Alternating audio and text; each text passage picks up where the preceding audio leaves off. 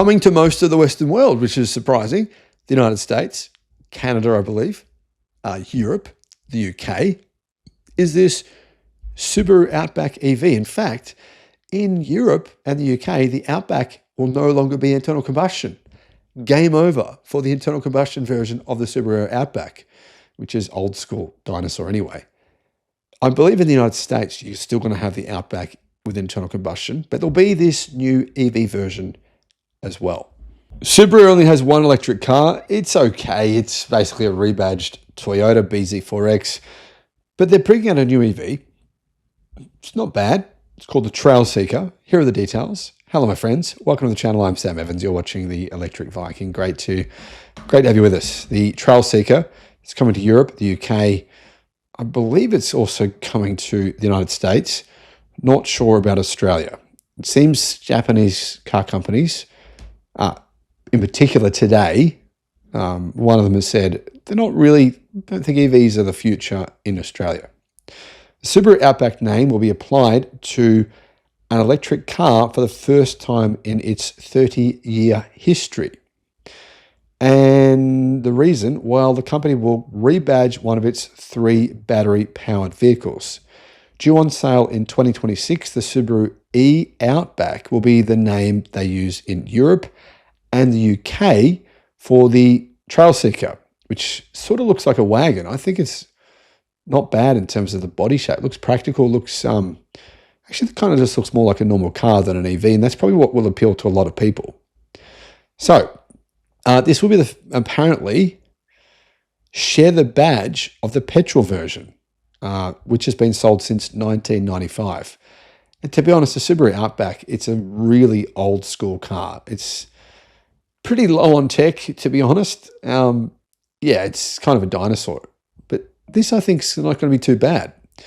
It's basically the twin in the skin to the Toyota BZ4X Touring. So it's like a stretched version of the BZ4X in a way. I think this actually looks pretty good. And apparently it was actually unveiled at the New York Motor Show in April. Now, I should point out the petrol-powered Subaru Outback, the new version, 2026 model, that won't be sold in Europe or the UK because of its high CO2 emissions. So the petrol one will be sold off, and the only Outback you'll be able to buy in Europe and the UK will be electric. Great news. I think that's awesome. Subaru Australia haven't said whether or not they're going to sell it. So no details as of yet. At launch, the Outback the petrol-powered Outback won't even be mild hybrid or anything hybrid, unlike the latest versions of the Forester and the Crosstrek, which use electrical components from Toyota to reduce emissions and fuel use. I'm not sure why that is, but yeah, anyway. So basically this is a very similar car to the BZ4X or the Subaru Solterra. The major difference is the length. It's like a wagon style, so they've added 140 millimeters of length, so 14 centimeters longer. What's that, about 6 inches, something like that? So yeah, they're longer by a fair bit, which means you're going to get more boot space, more interior, quite a lot more interior space. I think they actually make good sense as a family car. Makes more sense than a proper SUV, I think, in many instances. So what are the specifications? Here's what they are for the United States and for metric as well. Dual electric motors producing 276 kilowatt. That's 375 horsepower. So that's pretty good. 0 to 60 miles an hour, which is 0 to 97 kilometers an hour in 4.4 seconds. I think this might be the fastest Subaru in history. Battery, bit small, I think. It's a 74.7 kilowatt hour battery. This is a fairly biggish car. I think it could do with a slightly bigger battery. Range will be over 418 kilometers. That's 260 miles. That's EPA range though. So, that's probably a conservative number. Towing, it can tow 1.5 tons. That's 3,300 pounds.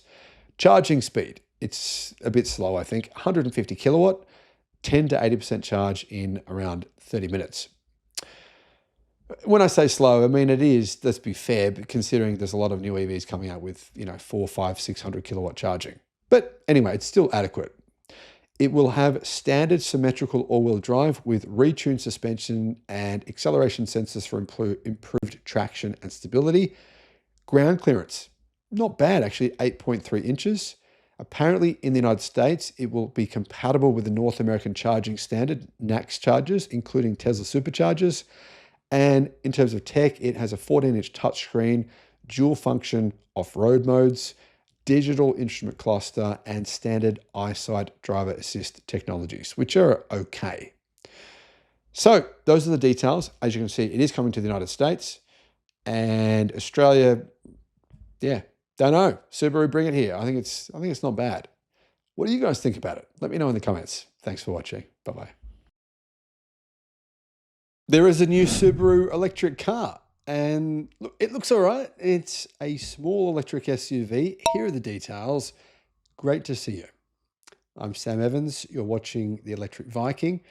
And thank you to our YouTube members for supporting the channel. If you can do so as well, I'll put a link in the description. Guys, there has been a coordinated hacking attempt from, I believe, people who don't like EVs.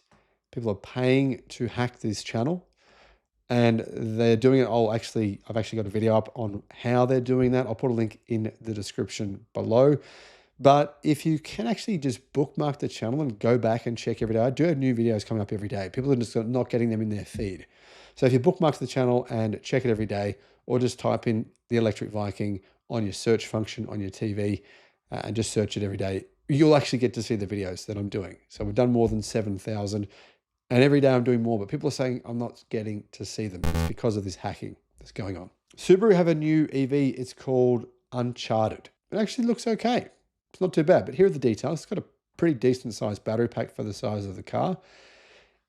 Unfortunately though, it is essentially a Toyota. It's built on Toyota's eTNGA platform.